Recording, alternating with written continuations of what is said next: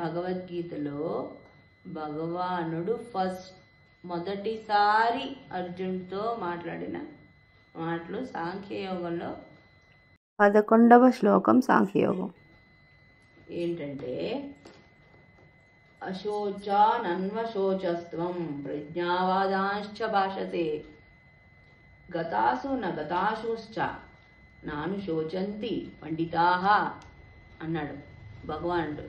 అంటే ఏంటి దాని అర్థం అంటే అశోచాన్ అంటే శోకించ అవసరం లేని వాటి గురించి లేని విషయాల గురించి అన్వశోచ నువ్వు శోకిస్తున్నావు, శోకించాల్సిన అవసరం లేని విషయాల గురించి నువ్వు శోకిస్తున్నావు అంటున్నాడు అర్జునుడిని. త్వం నీవు, త్వం అంటే నువ్వు అని, ప్రజ్ఞావాదాశ్చ అంటే జ్ఞానంతో కూడిన మాటలు మాట్లాడుతున్నావు నువ్వు, భాషతే జ్ఞానంతో కూడిన మాటలు మాట్లాడుతున్నావు. ప్రాణం గతాసూన అంటే ప్రాణం విడిచిన వారు, అగతాసూన అంటే ఇంకా ప్రాణం ఉన్నవారు గురించి, ప్రాణం విడిచిన వారి గురించి పండితులు పండితా. అక్కడ అనుశోచంతి పండితా అన్నారు కదండి, శోకించరు. అనుశోచంతి అంటే శోకించరు ఎవరు? పండితులు ఉన్నవారి గురించి కానీ పోయిన వారి గురించి కానీ శోకించరు. కానీ నువ్వు ఎందుకు శోకిస్తున్నావు? శోకించకూడని విషయాల గురించి నువ్వు ఎందుకు శోకిస్తున్నావు అని మొదటిసారి భగవానుడు మాట్లాడిన మాటలు. అంటే అర్జునుడిని తిడుతూనే మొదలుపెట్టాడు అనమాట భగవానుడు. అర్థమైందా? మనం చెప్పుకున్న శ్లోకానికి మొత్తం అర్థం ఏంటంటే, నీవు శోకించ అవసరం లేని వాటి గురించి శోకిస్తున్నావు అర్జున.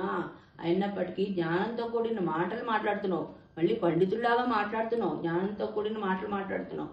ప్రాణాలు ఉన్న వారి గురించి కానీ ప్రాణాలు లేని వారి గురించి కానీ పండితులు శోకించరు అని ఈ శ్లోకానికి పూర్తిగా అర్థం. ఇప్పుడు మన జీవితాల్లో కూడా చాలా సందర్భాల్లో మన చేతిలో లేని విషయాల గురించి మనం ఆలోచిస్తూ ఉంటాం, ఆ విషయాల మీద శోకిస్తూ ఉంటాం, బాధపడుతూ ఉంటాం.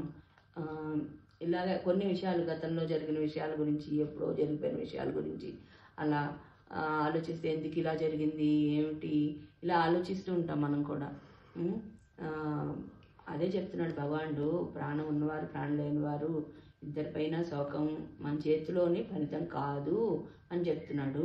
జరిగిపోతుంది లైఫ్లో. ఓకే, దాని గురించి మనం ఎప్పుడు అదే తలుచుకుని అదే బాధపడుతూ ఉండి మన కంట్రోల్లో లేని విషయాల గురించి అది మనం ఆలోచించినందువల్ల అది సమస్యకు పరిష్కారం వచ్చేది.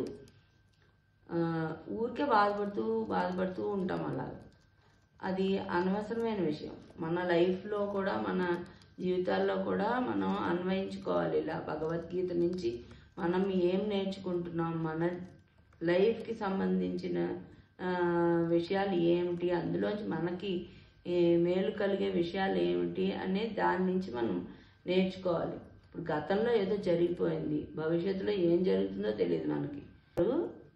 ప్రజెంట్ మూమెంట్లో జీవించండి అని.